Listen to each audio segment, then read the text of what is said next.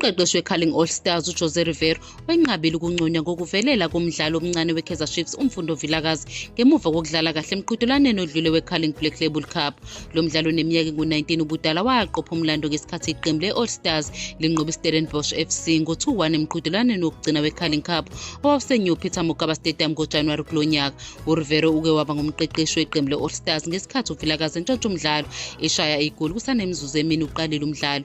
Umqeqeshi we-Orlando Pirates uzoqhubeka nokuba umqeqeshi uma iqembu lakhe selibhekana neMagesi FC engompetha be-Carling Knockout Cup ngomgqibelo umhla ka-21 kuDisemba. uRivero ukholwa ukuthi akumele ashayelwe ihlombe ngokuvuka kukaVilakazi kwazise bekungeyena umqokile kodwa ngabalandeli abamvotela.